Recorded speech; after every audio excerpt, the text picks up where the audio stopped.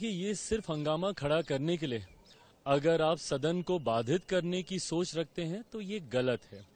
राष्ट्रपति जी के अभिभाषण पर जब धन्यवाद प्रस्ताव आता है तो इसमें पूरी स्वतंत्रता हर एक दल को, हर एक सांसद को होती है कि वो इसमें किस विषय को उठाना चाहता है।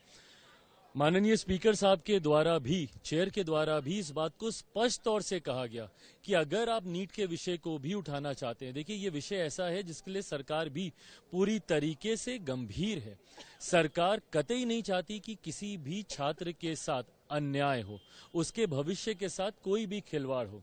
जहां एक तरफ सरकार हर एक स्टेक होल्डर के साथ बातचीत कर रही है, वहीं दूसरी तरफ जांच की भी प्रक्रिया इस पे चल रही है। जांच एजेंसियों के द्वारा जांच की भी प्रक्रिया चल रही है और माननीय न्यायालय में भी ये मामला विचाराधीन है। ऐसे में तमाम पक्षों को मद्देनजर रखते हुए सही समय पर सरकार जो उचित कदम छात्रों के भविष्य के लिए होगा उसको जरूर उठाएगी। पर ऐसे में सदन को बाधित करना और जिन परंपराओं का ये जिक्र करते हैं, जिस संविधान का विपक्ष जिक्र करता है, ये परंपरा कभी रही नहीं। जब भी राष्ट्रपति जी का अभिभाषण होता है, सबसे पहले सदन के द्वारा उनको धन्यवाद प्रस्ताव जाता है और उस धन्यवाद प्रस्ताव में आपको पूरी स्वतंत्रता होती है कि जिस विषय को आप प्रमुखता से उठाना चाहें। अगर नीट को लेकर इतने ही अगर आप चिंतित हैं तो उठाइए। पर आज सदन बंद कर क्या मिला? अगर चर्चा होती तो आप भी उस विषय को उठाते, सरकार भी बाधित होती आपको जवाब देने के लिए। पर इससे विपक्ष की वो सोच दिखती है जहां पर सिर्फ और सिर्फ सदन को आप चलने से रोकना चाहते हैं। हंगामा खड़ा करने के उद्देश्य से ये लोग सदन आए हैं, ना कि किसी पक्ष को लाभ दिलाने के मकसद से। ये दुर्भाग्यपूर्ण है और चिंताजनक है। मेरा विश्वास है माननीय मंत्री भी वहां पर गए, सिविल एविएशन में। देखिए, सरकार किसी भी प्रकार की चर्चा के लिए तैयार है, लेकिन सब परंपरा और मर्यादा के अंदर होनी चाहिए।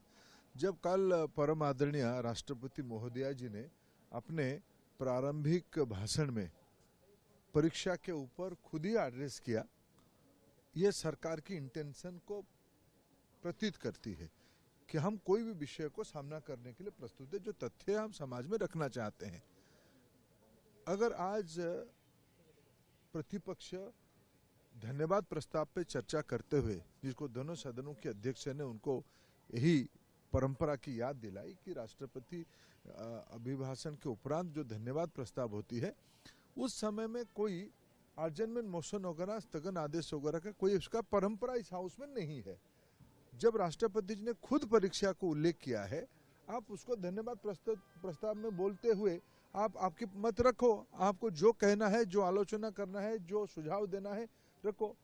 हम तो प्रारंभिक दिनों से कहते हैं कि हमारी दायित्व, सरकार की दायित्व देश की नौजवानों की प्रति है, देश के विद्यार्थियों की प्रति है।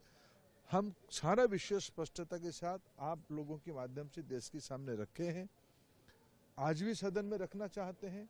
आज तो जब मैं लोकसभा में था, जब प्रतिपक्ष उस विषय पे अपने बातों पे रहे, स्पीकर महोदय ने कहा कि तब आप चर्चा नहीं चाहते हो, हम तो आपको चर्चा करने के लिए अवसर दे रहे हैं, सरकार अपना पक्ष रखने के लिए प्रस्तुत है।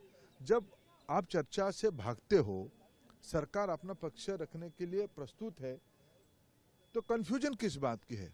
मैं विद्यार्थियों को आश्वस्त करना चाहता हूं, देशवासियों को आश्वस्त करना चाहता हूं, कड़ी से कड़ी कार्रवाई हम करने वाले हैं। वो सारे कार्यक्रम शुरू हो गई है, सीबीआई की घास गिरने वाला है। जो भी लोग हैं उसकी तह तक हम किसी को भी नहीं छोड़ेंगे। आगे परीक्षा की संस्कार और सुधार के लिए एक विश्वसनीय उच्च स्तरीय समिति भी बनाई दी गई राधाकृष्णन जी के नेतृत्व में, इसरो की पूर्व चेयरमैन की अध्यक्षता में। जो परीक्षाओं की विसंगति आई है, जल्द ही उन लोगों की उस सारे परीक्षा की डेट भी एनटीए घोषित कर देगा। हम कोई भी कुछ विषय न्यायालय की संज्ञान में है, उसको भी ध्यान में रखना पड़ेगा। सरकार विद्यार्थियों को, अभिभावकों को आश्वस्त करना चाहती है कि हम आपके प्रति पूरा दायित्ववान हैं, हम संवेदनशीलता